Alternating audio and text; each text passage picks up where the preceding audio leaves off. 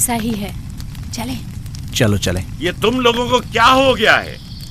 تم لوگ جو خود مسجود ملائک ہو، اپنے ہی بنائے ہوئے خداؤں کے سامنے ماتھا ٹیکتے ہو. تمام کائنات انسان کی تابع ہے، پھر بھی تم ان بے جان پتھروں اور بتوں کے سامنے سر جھکاتے ہو.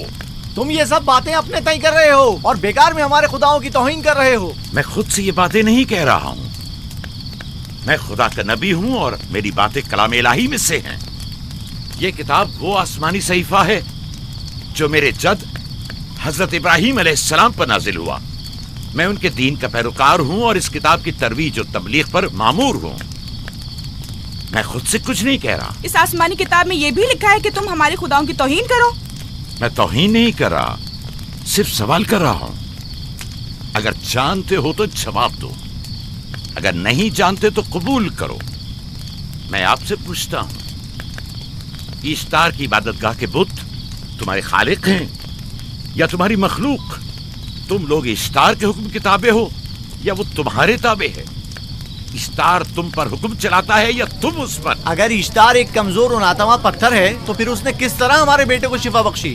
صحیح کہہ رہا ہے، ہم نے بھی دیکھا ہے. ہاں یہ ٹھیک کہتا ہے. ایشتار نے اس کے بیٹے کو شفا دی، میں نے دیکھا ہے. وہ حکیم و دانا جس نے تمہاری آوزاری سنی اسی نے تمہارے بچے کو شفا بخشی، نہ کہ ایشتار نے.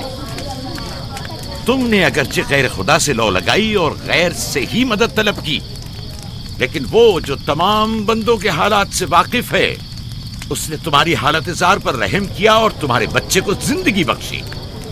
تمہارے پاس بصارت تو ہے لیکن بصیرت نہیں. تم نے ایشتار کو دیکھا لیکن حقیقی شفا دینے والے کو نہیں دیکھا. یعقوب کی باتوں کا خلاصہ یہ ہے کہ ہم اپنے خداؤں کو چھوڑ کر اس کے خدا کی عبادت کریں. کیوں؟ صحیح کہا نا؟ بھلا ہمارے خداؤں سے ہمیں کیا مل گیا جو تمہارا خدا دے گا؟ میں تم لوگوں کو خدا یکتا کی پرستش کی دعوت دے رہا ہوں، کائنات کی ہر شے سے بالا. ہم کیا جانے کہ تمہارا خدا باقی دیگر خداؤں سے بہتر و برتر ہے؟ کیا معلوم کہ تم اور تمہارا خدا معبد اشتار کے کاہنوں کی طرح سیم و زر جمع کرنے اور اپنے منافع کے اصول کی فکر میں نہیں ہو. سب جانتے ہیں کہ میں لابان کا گلہ چراتا ہوں اور میرے پاس اپنا ذاتی کچھ نہیں ہے. کیا میں نے اب تک آپ لوگوں سے اجرت طلب کی ہے؟ کیا اب تک سوائے محنت و مشقت کے کچھ اور کرتے دیکھا ہے؟ اگر بعد میں اجرت طلب کر لی تو؟ اب تک تمہارے پاس طاقت نہیں تھی، ورنہ تم بھی کاہنوں سے کچھ کم نہیں ہوتے. تم سب ایک جیسے ہو، صرف اپنے مفادات کی فکر میں رہتے ہو اور اپنے پیٹوں کو بھرنے اور خزانوں کے انبار جمع کرنے میں لگے رہتے ہو. تم حق بجانب ہو. تم نے اپنا اکلوتا بیمار بیٹا کھویا ہے اور کسی نے بھی تمہاری مدد نہیں کی، نہ ہی ایسٹر جادوگرنی نے اور نہ ہی معبود کے خدا ایشتار نے. اگر تمام خداؤں سے بھی منہ موڑ لو تب بھی حق بجانب ہو. مجھے معبود کے عاجز خدا اشتار سے کوئی سروکار نہیں. میں تمہارے نادیدہ خدا کے بارے میں بات کر رہا ہوں. ہم نے ان بے جان پتھروں کے خداؤں سے کیا کچھ نہیں سہا، اب کسی اور خدا کے متحمل نہیں ہو سکتے. معبود کے کاہن آ گئے. یہاں سے جلدی نکلو. بھاگ جاؤ فارس، بھاگ جاؤ.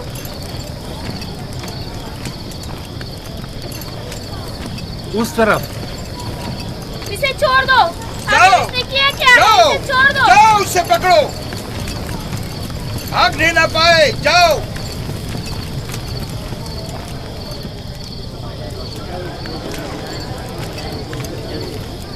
اگر حاکم لابان کے داماد نہ ہوتے تو تمہارے ساتھ وہ کرتا کہ.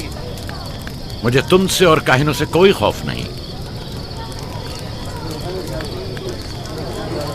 جاؤ یہاں سے اور مزید یعقوب کی کفر آمیز باتوں پر کان مت دھرو. کیا دکھائی نہیں دے رہا کہ یعقوب کی کفر آمیز باتوں کی وجہ سے فدان کو قحط کا سامنا ہے؟ چلو پہلے یہاں سے چلو، غضب نازل ہو جائے. چلو چلو یہاں سے جلدی چلے. چلو یہاں سے. چلیں. چلو جاؤ. چلو یہاں سے جلدی کرو. آ جاؤ تم بھی آ جاؤ. چلو بھائی تم بھی یہاں سے چلو. جلدی کرو.